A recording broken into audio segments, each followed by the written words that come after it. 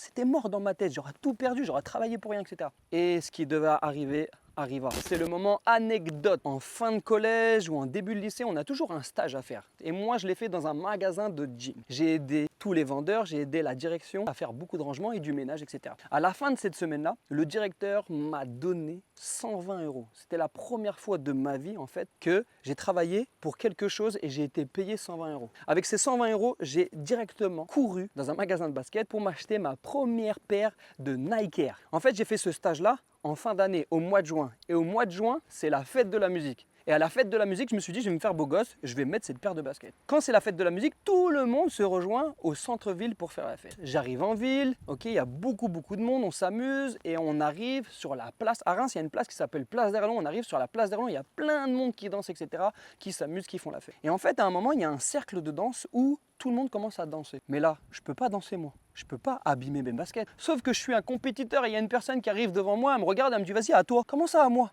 En fait, moi j'étais bloqué en train de me dire je vais lui montrer que je suis plus fort que lui. Mais je me disais waouh, j'ai mis mes baskets, ok, 120 euros.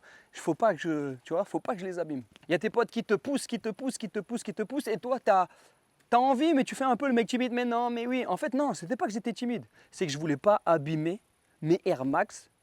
La première fois, je gagne de l'argent blanche. Si je fais une rayure, c'était mort dans ma tête, j'aurais tout perdu, j'aurais travaillé pour rien, etc. Sauf que je suis un compétiteur et ce qui devait arriver arriva. J'ai pas abîmé mes baskets. En fait, c'était une force en plus pour me dire tous mes mouvements, je vais les faire sans toucher le sol. Et c'est la première fois que j'ai réussi un mouvement qui s'appelle Thomas plusieurs tours. Okay, le Thomas, en fait, c'est un mouvement de gym que le breakdance s'est inspiré sur le cheval d'arceau. Et nous, vu que dans la rue, il n'y a pas de cheval d'arceau, on l'a fait sur le sol. C'était ma petite anecdote et je vous donne un conseil. Pour réussir le Thomas bien comme il faut, allez acheter... Non, je rigole, entraînez-vous. T'as kiffé mon anecdote? Je t'invite tout de suite à prendre rendez-vous pour un call téléphonique pour rejoindre l'aventure Is My Breakdance Family. Rentrer dans mes padawans, dans mes élèves et rentrer dans la communauté Is My Breakdance Family avec un espace membre, des vidéos tutoriels, des mises à jour constamment chaque semaine, un groupe WhatsApp avec tous les élèves de Is My Breakdance Family où on partage les conseils, on envoie des vidéos, on envoie des photos, on envoie des vocaux, etc. Ok. Et je vous dis à bientôt.